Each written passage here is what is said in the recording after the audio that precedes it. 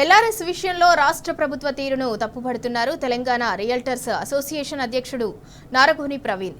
గతంలో ఎల్ఆర్ఎస్ ఉచితమంటూ గొప్పలు చెప్పిన మంత్రులు ఇప్పుడు ఫ్రీగా చేయాలని ఆయన డిమాండ్ చేస్తున్నారు. అసలు ఎల్ఆర్ఎస్ పై తొందరపడాల్సిందేమీ లేదని తేల్చి చెబుతున్నారు. రేవంత్ సర్కార్ సామాన్యులకో న్యాయం, బడా బాబులకో న్యాయం అన్నట్లుగా వ్యవహరిస్తుందంటున్న నారగోని ప్రవీణ్తో మా ప్రతినిధి కిరణ్ ఫేస్ టు ఫేస్.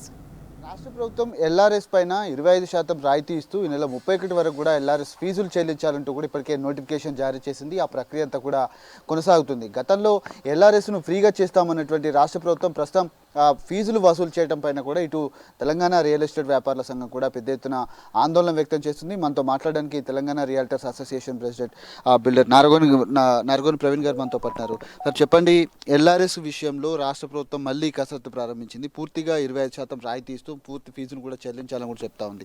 దీని మీద మీ అభిప్రాయం ఏంటి సార్? వాస్తవంగా మేము బీఆర్ఎస్ ప్రభుత్వం సమయంలో మేము ఉద్యమం చేస్తున్నప్పుడు ఇప్పుడు ఉన్నటువంటి ముఖ్యమంత్రి గారు కానీ, బట్టి విక్రమార్క గారు కానీ, లేకుంటే ఉత్తమ్ కుమార్ రెడ్డి, కోమటిరెడ్డి గారు, వీళ్ళంతా మా ప్రభుత్వం ఏర్పడితే ఎల్ఆర్ఎస్ను రద్దు చేస్తామని హామీ ఇవ్వటం జరిగింది.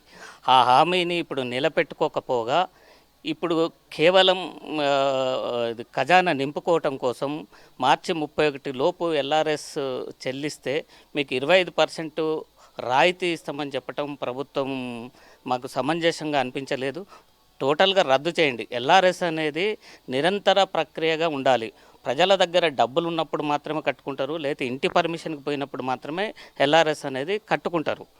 కానీ ఈ ప్రభుత్వం మార్చి 31 అనే కటాఫ్ డేటు సమంజసంగా లేదు. ఇది కంటిన్యూ ప్రాసెస్గా ఉండాలని చెప్పి మేము కోరుకుంటున్నాం.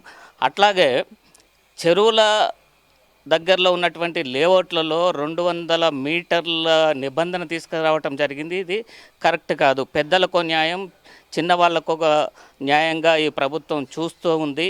ఇప్పుడు ఏవైతే హైదరాబాద్ నగరం చుట్టూ ఉన్నటువంటి చెరువులలో నిర్మాణాలు జరిగినాయో వాటినన్నిటినీ అట్లనే ఉంచి వాటిని ఏమీ చేయకుండా కేవలం విలేజ్లలో చిన్న చిన్న ఉద్యోగులు, చిన్న చిన్న వ్యాపారస్తులు, పేద మధ్యతరగతి ప్రజలకు ఉన్నటువంటి ప్రాంతాల్లో అనేక నిబంధనలను తీసుకొని వచ్చి వాళ్ళని వేధించటం తప్ప ఇంకా ఈ ప్రభుత్వం చేసేది ఏం లేదు. 200 మీటర్ల డిస్టెన్స్ని మీరు కొనసాగించకుండా పాత పద్ధతిని 30 మీటర్ల డిస్టెన్స్ వరకే మీరు బఫర్ జోన్ పరిధిని నియమించాలి.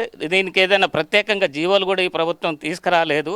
ఇది మంచి పద్ధతి కాదు. అట్లాగే ఇంకేం చెప్తున్నారంటే, ముందైతే ఎల్ఆర్ఎస్ కట్టండి, తర్వాత మీకు ప్రొసీడింగ్ కాపీ మీ ఇవ్వలేని పక్షంలో మీరు కట్టినటువంటి డబ్బుల్లో 10% కట్ చేసుకొని 90% తిరిగిస్తామంటున్నారు. ఎందుకు 10% కట్ చేసుకోవాలి? ఏమవసరమని? అట్లా ప్రజల సొమ్ముని కట్ చేయటం కరెక్ట్ కాదు కదా. మీరు చేసిన తప్పిదాల వల్ల ప్రజలు మీకు డబ్బు చెల్లించిన కారణంగా మీరు ఏం చేయాలి? 10% మితితోటి ప్రజలకు తిరిగి చెల్లించాలి. కానీ వీళ్ళు 10% కట్ చేసుకొని ఇస్తారట. ఇది కరెక్ట్ కాదు. అసలు మీరు ఎల్ఆర్ఎస్ కడితే ప్రొసీడింగ్ ఇస్తారో ఇయ్యరో తెలియనటువంటి అయోమయంలో దరఖాస్తుదారులు ఉన్నారు. క్లారిటీ లేదు. మీరు ఇప్పటి వరకు ఏ చెరువు కూడా ఎఫ్టీఎల్ పరిధిని, బఫర్ జోన్ పరిధిని. మీరు 2 విషయాలు చెప్పారు సార్. ఇందులో ఎల్ఆర్ఎస్కు సంబంధించి 25% రాయితీ ఒకటి కావచ్చు, అనధికారికంగా అక్రమంగా ఉన్నటువంటి లేఅవుట్లను పూర్తి స్థాయిలో మేము పరిశీలిస్తాము, 10 రోజుల్లో పరిశీలిస్తామని కూడా చెప్పారు. అందులో కనుక అక్రమం అని తేలితే 10% మేము ఉంచుకొని 90% చెల్లిస్తాము. అంటే ఈ వేరియేషన్ ఎట్లా చూస్తారు? ఖజానా నింపుకోవడానికే ఈ ప్రయత్నాలు చేస్తుందా? ఈ దోపిడీని అరికట్టే అవకాశం ఏమైనా ఉంటుందా? ఖచ్చితంగా. నేనేమంటున్నా అంటే 10% కట్ చేసుకోవటం అనేది తప్పు. 10% మిత్తి కలిపి వాళ్ళు కట్టినటువంటి డబ్బులకు నిజంగా ఎఫ్టీఎల్ పరిధిలోనే వాళ్ళ ప్లాట్ ఉన్నట్టయితే, బఫర్ జోన్ పరిధిలో వాళ్ళ ప్లాట్ ఉన్నట్టయితే. కానీ ఈ ప్రభుత్వం అట్లా చెప్పట్లేదు. ముందు ఎల్ఆర్ఎస్ కట్టండి, తర్వాత మేము మీకు ప్రొసీడింగ్ ఇవ్వలేని పక్షంలో మీకు 10% కట్ చేసి మీరు కట్టిన డబ్బులను రిటర్న్ ఇస్తామంటున్నారు. ఇది సమంజసంగా లేదు. ముందు తీసుకోవటం ఏంది? ముందు క్లారిఫికేషన్ ఇవ్వండి. ఎఫ్టీఎల్ ఎక్కడి వరకు ఉందో ప్రతి చెరువు చుట్టూ నిర్ణయించండి. బఫర్ జోన్ ఎక్కడి వరకు ఉందో నిర్ణయించండి.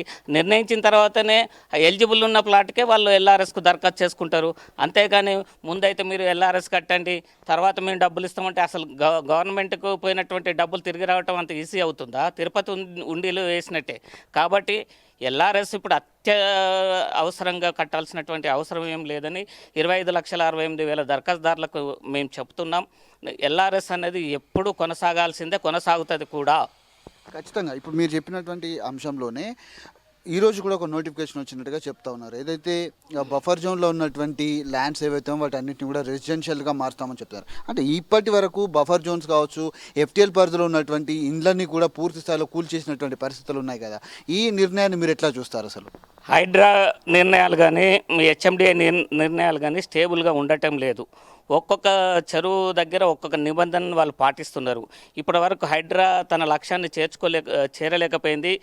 ఏ చెరువును కూడా ఇప్పటివరకు ప్రక్షాళన చేయలేదు. అక్కడోటి కూలగొట్టడం, ఏదో చిన్న చిన్న వాళ్ళ మీద పడటం తప్ప కార్పొరేట్ రియల్ ఎస్టేట్ సంస్థలు టవర్స్ కట్టారు కదా, ఆ టవర్స్ మీద ఎందుకు పడట్లేదు? చాలామంది ఏమనుకుంటున్నారంటే ప్రజలు ఆ టవర్స్ కట్టినటువంటి కార్పొరేట్ రియల్ ఎస్టేట్ సంస్థల దగ్గర కొంతమంది రాజకీయ నాయకులు డబ్బులు వసూలు చేసి అవి కూలకుండా హైడ్రా మీద ఒత్తిడి తీసుకొస్తున్నారనే ఒకటి ప్రజల్లో ఉన్నటువంటి విషయం. అట్లాగే హెచ్ఎండిఏ కూడా శేర్లింగంపల్లి ప్రాంతంలో ఒక చెరువులో ఉన్నటువంటి ఎఫ్టీఎల్ బఫర్ జోన్ ప్రాంతాన్ని రెసిడెన్షియల్ జోన్గా మారుస్తారట. అదేంటి? ఒక్క చెరువుకు మాత్రమే బఫర్ జోన్ని మీరు రెసిడెన్షియల్ జోన్గా మార్చడం అనేది, మరి దీని కింద ఎవరి హస్తం ఉంది, ఎవరి ప్రయోజనాలు దాగున్నాయి, ఎవరికి ఎంత ముట్టింది? అట్లయితే బఫర్ జోన్లను అన్నిటిని కూడా అన్ని చెరువులలో కూడా రెసిడెన్షియల్ జోన్గా మార్చాలి. మార్చినప్పుడు మాత్రం ప్రజలకు అనుకూలంగా ఉంటుంది. శేర్లింగంపల్లిలో ఉన్నటువంటి చెరువుకు మాత్రమే ఏంటి ఆ ప్రత్యేకత? ఎవరి ఒత్తిడి ఉంది? ముఖ్యమంత్రిది ఉందా, రెవెన్యూ మంత్రిది ఉందా, ఇంకేదన్నా మంత్రిది ఉందా, ఎమ్మెల్యేది ఉందా? ఎవరికి ఎన్ని డబ్బులు ముట్టినాయి? బఫర్ జోన్ని మీరు రెసిడెన్షియల్ జోన్లుగా ఎట్లా మారుస్తారు? ఒక్క చెరువుకి ఎట్లా మారుస్తారు? మొత్తం చెరువులకు మార్చండి తెలంగాణలో ఉన్నటువంటి చెరువులని.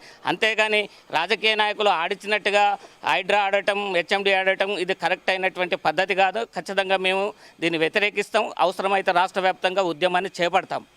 మీ తదుపరి కార్యాచరణ ఏముండా ఉండబోతుంది? ఎల్ఆర్ఎస్ విషయంలో కావచ్చు, లేకపోతే ఫీజులు వసూలు చేయటం పైన కావచ్చు, 10%, 90% అనే దానిపైన కావచ్చు, ఈ చెరువులను బఫర్ జోన్లో ఉన్నటువంటి రెసిడెన్షియల్ కాంప్లెక్స్ మార్చారు. రాబోయేటువంటి రోజుల్లో మీ కార్యాచరణ ఏ విధంగా ఉండబోతుంది?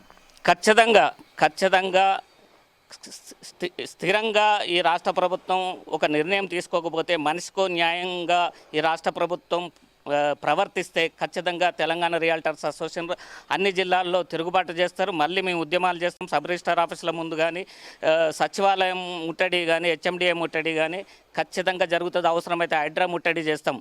అసలు ఇవన్నీ ఈ హైడ్రాను తీసుకురావటం కూడా కొంతమంది కార్పొరేట్ రియల్ ఎస్టేట్ సంస్థల దగ్గర డబ్బులు వసూలు చేయడానికే తీసుకొచ్చారు అనేది ప్రజల్లో ఉన్నటువంటి మాట. నిజంగా ఇప్పుడు జరుగుతున్నటువంటి విషయాలను చూస్తే అదే నిజం అనిపిస్తుంది. ఇక్కడ ఈ ముఖ్యమంత్రి కానీ ఇతర మంత్రులు కానీ అసలు అయోమయంలో ఉన్నారు. వాళ్ళు ఏం చేస్తున్నారు, ఏం చెప్తున్నారు, ఆ క్లారిటీ లేదు. అట్లాగే ఇప్పుడు ఉన్నటువంటి అధికారులకు కూడా ఒక క్లారిటీ అనేది లేదు. మన వాళ్ళు మంది వాళ్ళు అనే సిస్టాన్ని వీళ్ళు మెయింటైన్ చేస్తున్నారు. ఖచ్చితంగా ఒకే సిస్టమ్ అనేది ఉండాలి, ఒకే నిబంధన అనేది ఉండాలి, ఒకే జీవ ప్రకారంగా రాష్ట్ర ప్రజలకు వర్క్ చేసి పెట్టాల్సినటువంటి బాధ్యత ప్రభుత్వం మీద ఉన్నది. కానీ సంపన్నులకు లేదా కార్పొరేట్ రియల్ ఎస్టేట్ వ్యాపారులకు, సామాన్య రియల్ ఎస్టేట్ వ్యాపారులకు వేరు నిబంధనలు తీసుకొస్తే మాత్రం ఉద్యమం జరుగుతుంది ఖచ్చితంగా.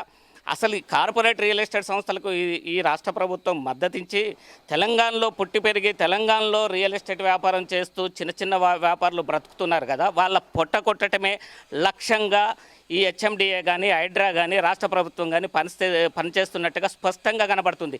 గతంలో కూడా హెచ్ఎండిఏ లిమిట్స్లో హెచ్ఎండిఏ వాళ్ళు కొన్ని గ్రామ పంచాయతీ లేఅవుట్లను, అంటే సుమారు 545 గ్రామ పంచాయతీ లేఅవుట్లను వాళ్ళ వెబ్సైట్లో పెట్టారు. రిజిస్ట్రేషన్ చేయకూడదు, కొనకూడదని. అది ఎవరు ప్రమేయం మేరకు పెట్టారు? మేము మీడియా ముందు మాట్లాడిన తర్వాత మరి వాటిని తొలగించడం జరిగింది. ఇలాంటి పద్ధతి ఇదే విధంగా రాష్ట్ర ప్రభుత్వం కొనసాగితే ఖచ్చితంగా వ్యతిరేకంగా మేము ఉద్యమం చేస్తాం. ఈ రాష్ట్ర ప్రభుత్వానికి తగిన బుద్ధి చెప్తాం.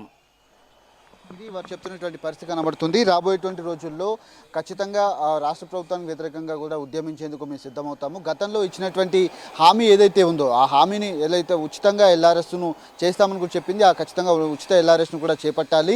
అంతేకాకుండా ఆ బఫర్ జోన్లో ఉన్నటువంటి స్థలాలన్నింటినీ కూడా షేర్లింగంపల్లిలో ఉన్నటువంటి చెరువును రెసిడెన్షియల్ స్థలంగా మార్చడం ఏంటని కూడా వీళ్ళంతా కూడా ప్రశ్నిస్తారు. రాష్ట్ర వ్యాప్తంగా ఉన్నటువంటి చెరువులన్నీ కూడా ఇదే మాదిరిగా మార్చండి అంటూ కూడా వాళ్ళు పెద్ద ఎత్తున డిమాండ్ చేస్తున్నారు. ఎల్ఆర్ఎస్ను అంత తొందరగా కొత్తగా కట్టాల్సినటువంటి అవసరం లేదని కూడా తాను డిమాండ్ చేస్తున్నటువంటి పరిస్థితులు అయితే కనబడుతున్నాయి. కెమెరామెన్ లక్ష్మణ్తో కిరణ్, టీ న్యూస్, హైదరాబాద్.